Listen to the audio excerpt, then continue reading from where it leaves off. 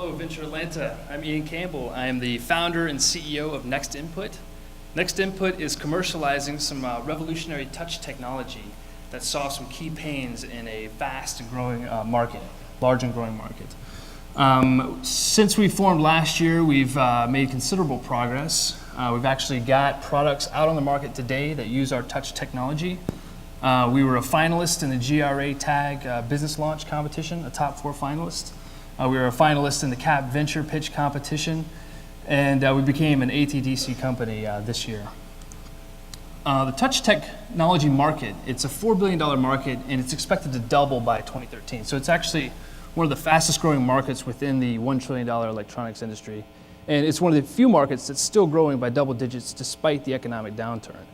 And it's being driven by smartphones and tablets, so iPhones and iPads. But it's also bleeding into new application areas like appliances and consumer electronics and even medical devices.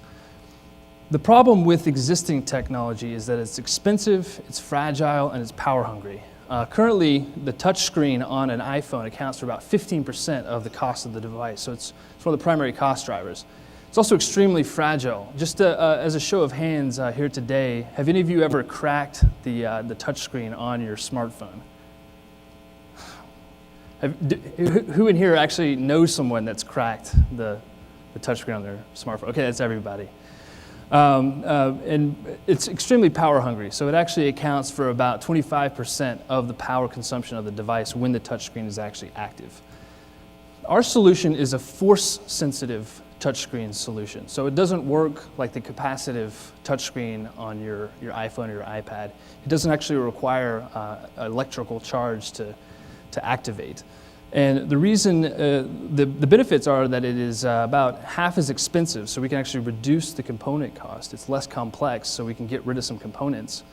It's about 4 times more durable because we can allow manufacturers to not use glass. Think about this. Manufacturers use glass in a product that they want you to carry around in your pocket and pull out 10 times a day. They should be using better, more durable materials like polycarbonate that is 4 times the impact resistance. We can allow them to use those better materials. Also, our approach is 25 times more efficient. And with battery-operated devices, we all know that battery power is critical.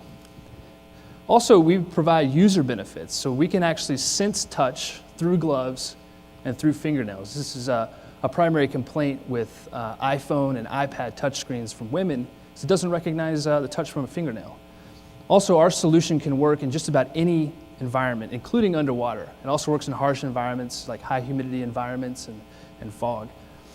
Additionally, our solution recognizes the force that you apply to a surface as well as the location, so we can improve the way that users interact with applications on a smartphone or a tablet.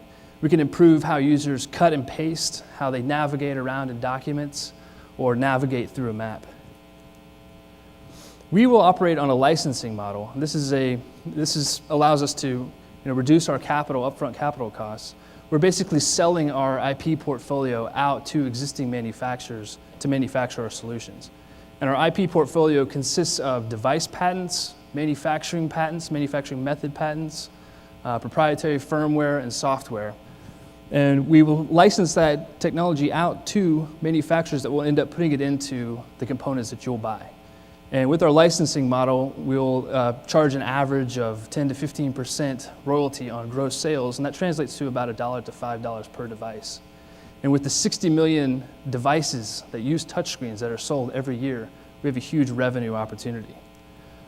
The team consists of myself. I have 10 years in the technology space. Over that 10 years, I've brought dozens of new technologies and products to market for clients around the world. Ryan Dieselhorst is our CTO. He is a PhD electrical engineer from Georgia Tech. He has 7 years of hardware device designs. He actually has designs that are floating around in orbit right now on the International Space Station. We're backed up by some seasoned advisors, including Mike Slauson, who is another hardware CEO who started Qualtra here in Atlanta a few years ago. Jack Miller is founder and CEO of N2 Broadband, had a successful exit in 2006 it was a $100 million exit. Dr. Farouk Ayazi is providing our technical expertise. He's a technical advisor. He's one of the premier MEMS thought leaders in the world, so he's helping helping us design our solutions. And then Bill Needle of Needle and Rosenberg, which is now Ballard Spahr, is handling our IP portfolio management. So our past performance, last year we raised $250,000 in seed money, and with that money we protected our initial IP, we developed prototypes, which you actually have here today. You can come by our booth and play around with them. We also launched some of the first products that use our technology, and we're creating our first licensing sales channels. Next steps, we're looking to raise $1 million to further protect our IP. We have provisional patents that we'd like to convert to non-provisional patents. We're also looking to commercialize some new designs with strategic manufacturing partners. These are touchscreen solutions that will need to work with established manufacturers to integrate into their manufacturing processes. This will happen over the next 6 months.